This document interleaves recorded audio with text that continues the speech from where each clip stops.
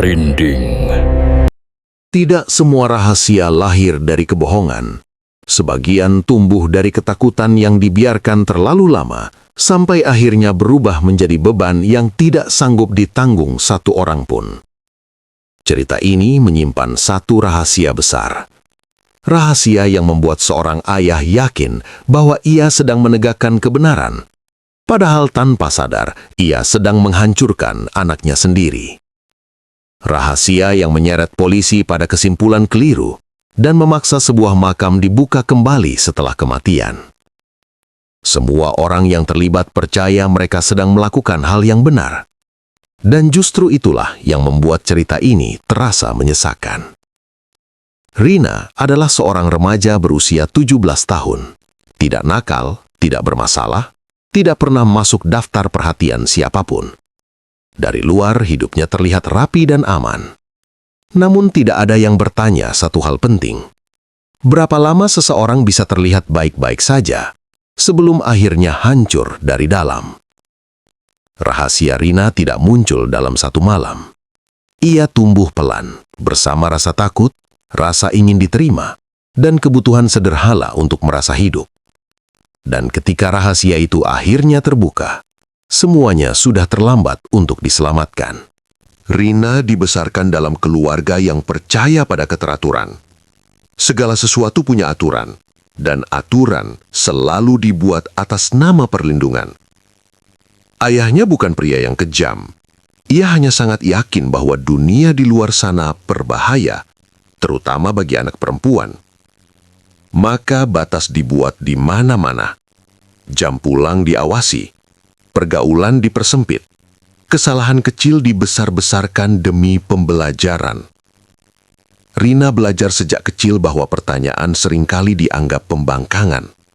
Dan pembangkangan selalu berujung masalah. Ia tumbuh menjadi anak yang patuh. Terlalu patuh untuk seusianya.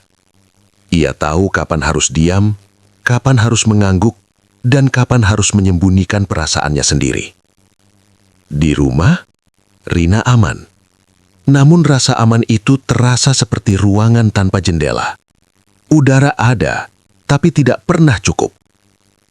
Tanpa disadari ayahnya, perlindungan yang diberikan tanpa ruang dialog perlahan mengajarkan Rina satu hal berbahaya. Jika ingin bernafas, ia harus mencarinya di luar rumah. Di sekolah, Rina bukan pusat perhatian.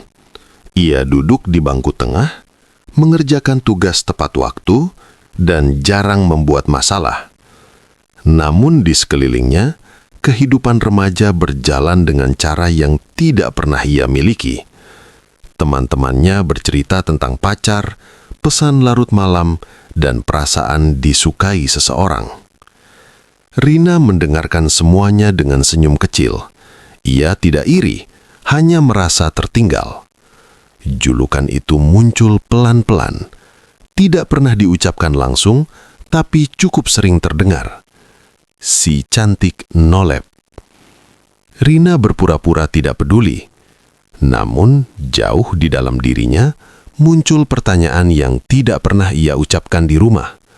Apa salahnya ingin diperhatikan? Ia tidak tahu bagaimana cara mengenali perhatian yang sehat.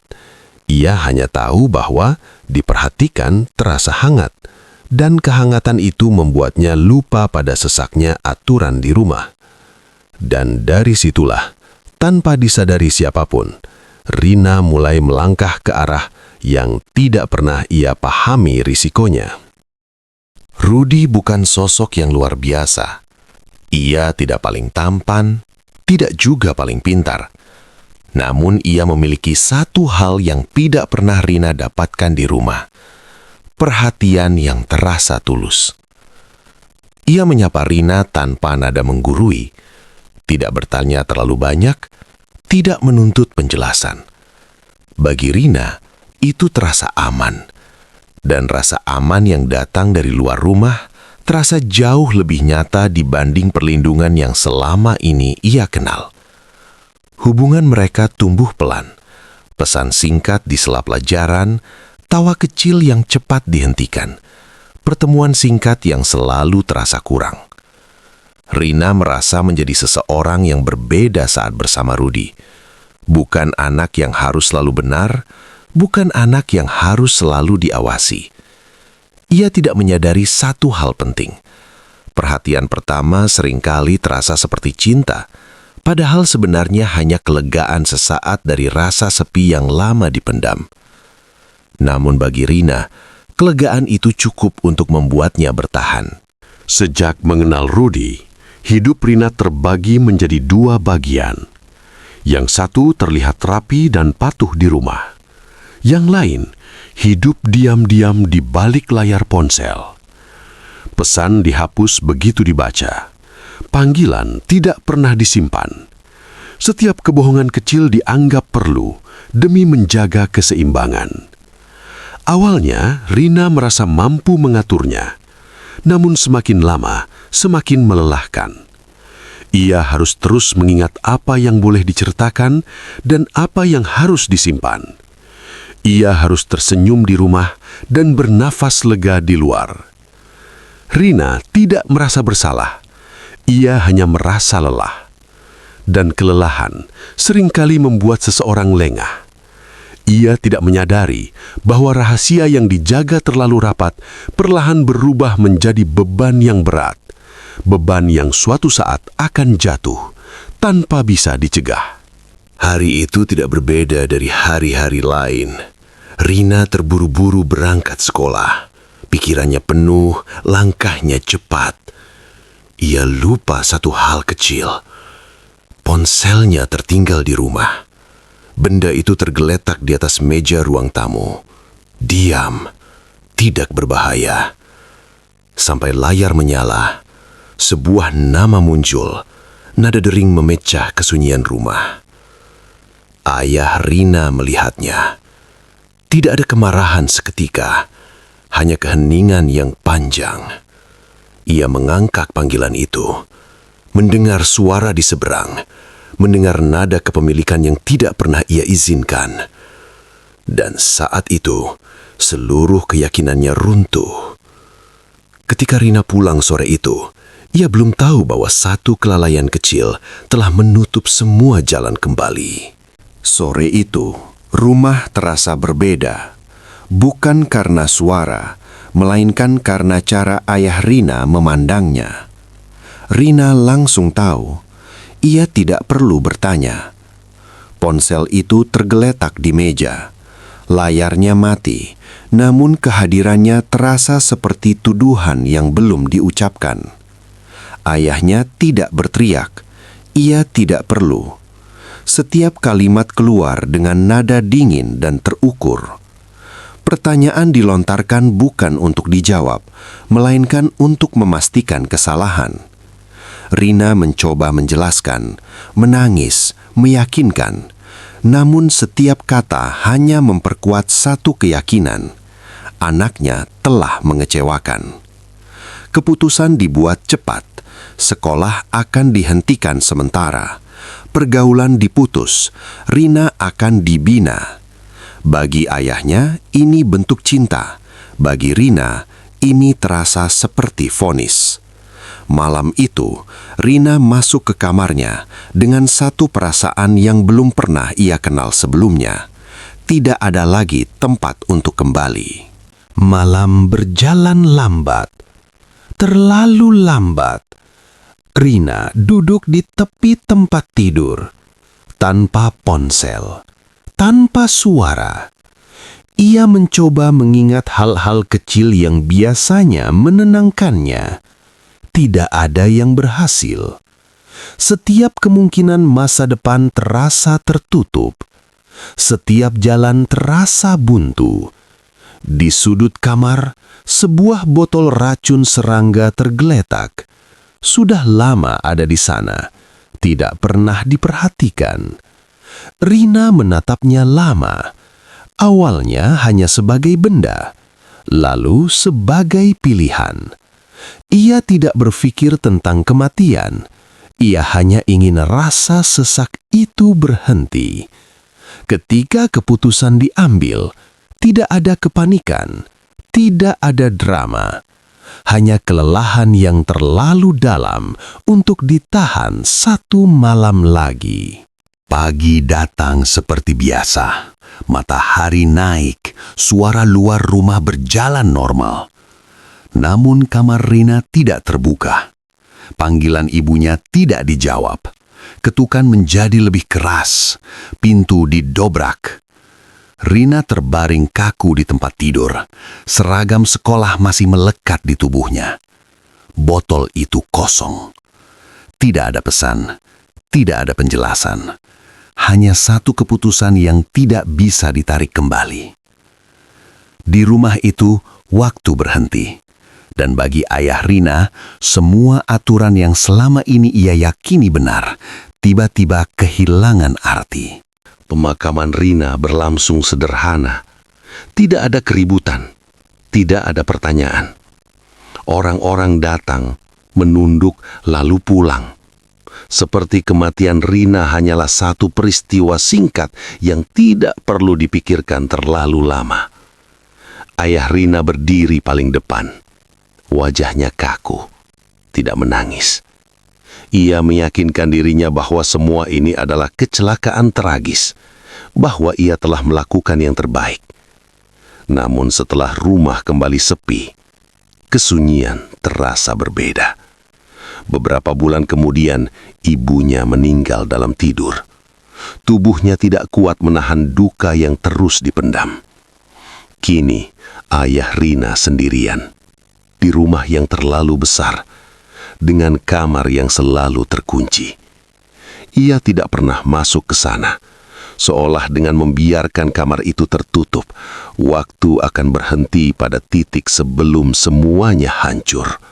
Keputusan menjual rumah memaksa ayah Rina melakukan hal yang paling ia hindari, membuka kamar putrinya. Udara lama menyambutnya, bau debu dan kenangan. Ia membersihkan tanpa emosi, pakaian dimasukkan ke kardus, foto-foto dibalik.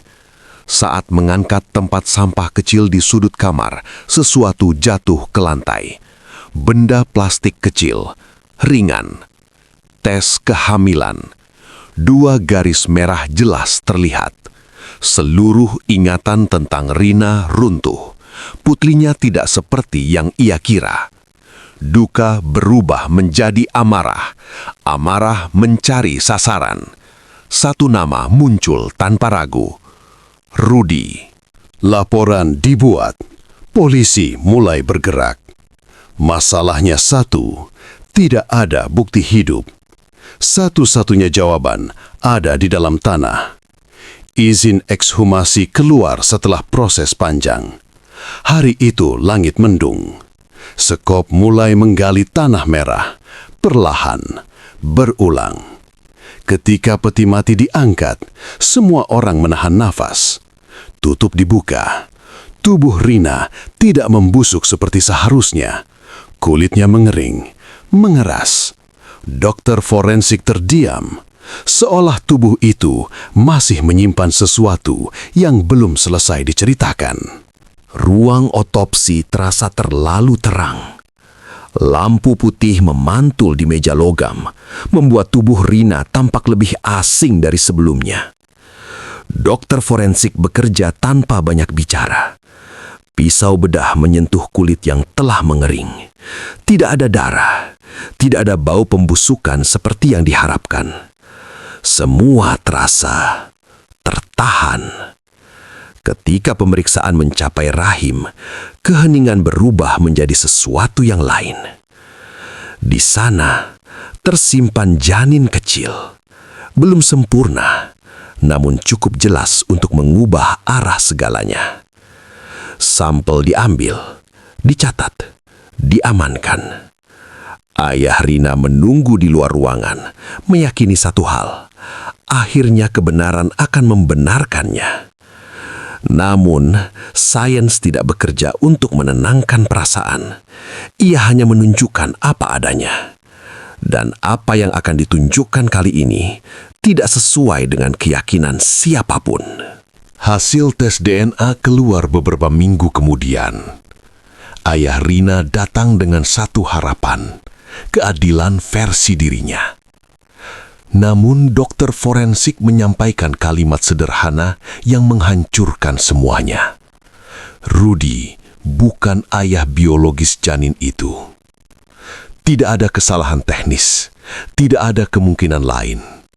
Seluruh kemarahan yang selama ini disimpan kehilangan arah. Polisi kembali ke awal. Ponsel Rina diperiksa lebih dalam. Pesan-pesan lama dipulihkan, akun tersembunyi ditemukan. Di sanalah muncul sisi Rina yang tidak pernah dikenal ayahnya. Percakapan dengan banyak laki-laki, ajakan, candaan, bukan karena Rina jahat, melainkan karena ia lapar akan pengakuan yang tidak pernah ia dapatkan di rumah. Dan dari satu lingkaran pergaulan itulah kebenaran yang paling menyakitkan muncul. Kasus akhirnya ditutup. 1 orang dihukum. Beberapa orang dibebaskan. Namun tidak ada yang benar-benar pulang dengan utuh. Ayah Rina duduk sendirian di rumah yang akan dijual. Semua aturan yang dulu ia banggakan kini terdengar kosong. Ia menyadari satu hal yang datang terlalu terlambat. Rina tidak pernah ingin memberontak. Ia hanya ingin bernapas. Namun ia tidak pernah diajari bagaimana caranya bernapas dengan aman. Rina mati membawa 2 rahasia yang ia sembunyikan dari ayahnya dan yang ayahnya sembunyikan dari dirinya sendiri. Ia adalah kepompong yang dikurung terlalu rapat. Dan ketika akhirnya terbuka, yang keluar bukan kupu-kupu, melainkan kehancuran. Cerita ini tidak meninggalkan hantu. Yang tertinggal hanyalah pertanyaan. Berapa banyak Rina lain yang masih hidup hari ini, menyimpan rahasia serupa, dan perlahan kehabisan udara.